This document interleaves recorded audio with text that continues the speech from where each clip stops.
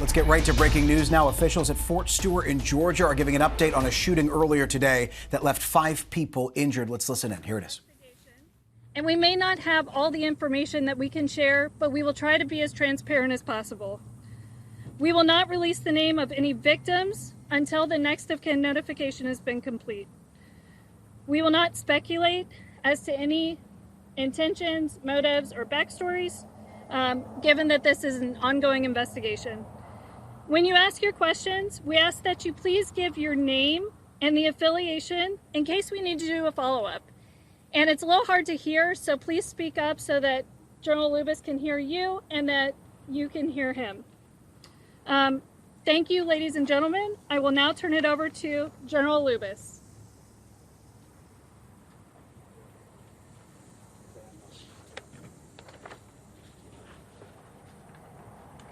Good afternoon, ladies and gentlemen, and thank you for joining us.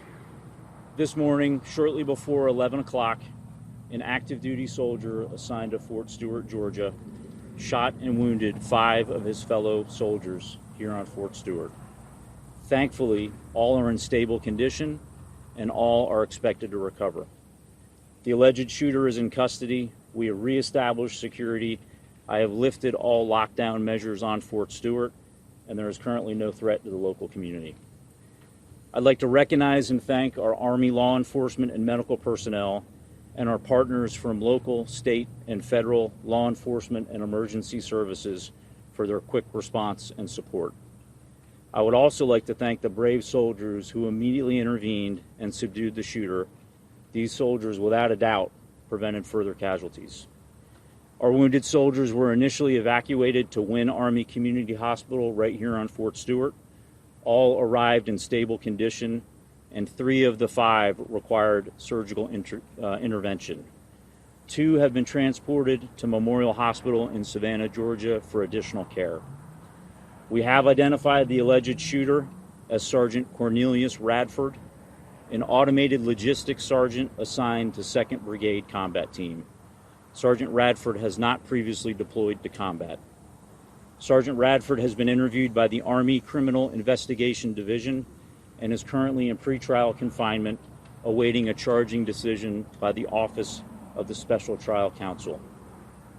Right now, our primary focus is first on caring for our injured soldiers and their families, and also supporting the soldiers of the Spartan Brigade. All of the families of the victims have been notified, and we're wrapping our arms around them and ensuring we provide them all the support that we can. Before I take questions, I want to remind you that this is an ongoing investigation and we're still gathering questions. And ladies and gentlemen, I'll now take your questions. General Lewis with the Coastal News.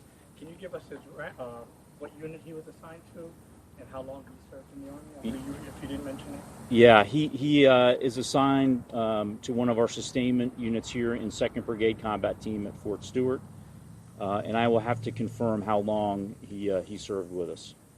Yes, sir. Russ Bynum with the Associated Press. As best you can, knowing it's so early, can you walk us through where this happened, what happened in the shooting, and were the victims subordinates of the sergeants, or were they people over him in rank?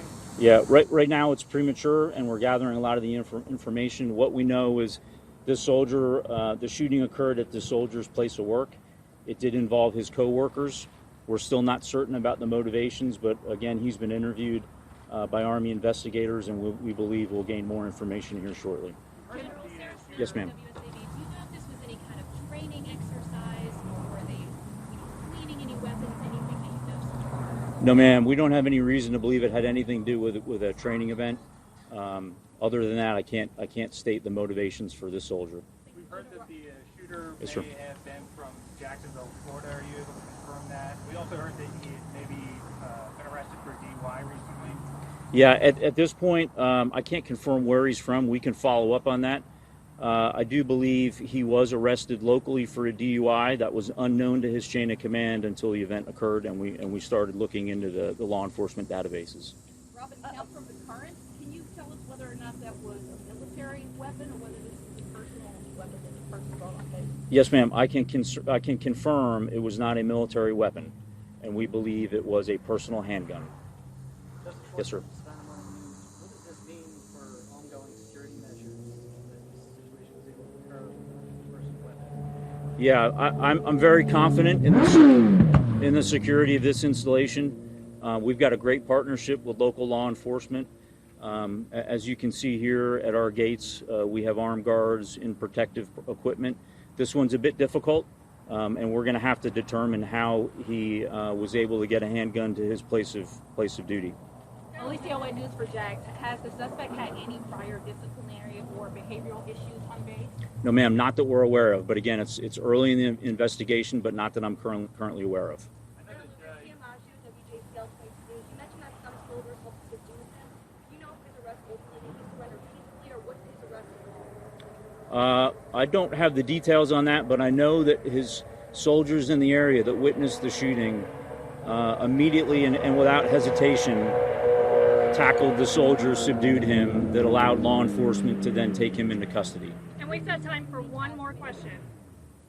I know that you can't speak to the motivation, but if this turns out to be some situation where somebody had extremist beliefs or maybe classified as a terrorist attack, I mean, how does that change the base's response or the base's investigation moving forward? Yeah, currently we have no reason to believe any of that is the case. However, we continuously assess the threat environment, both in the immediate area and across our Army and DoD installations, and we will address the threat level accordingly.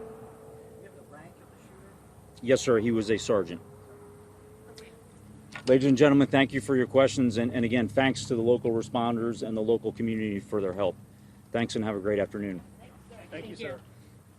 Hey, I'm going to give you the proper Okay, a lot spelling. of information to unpack.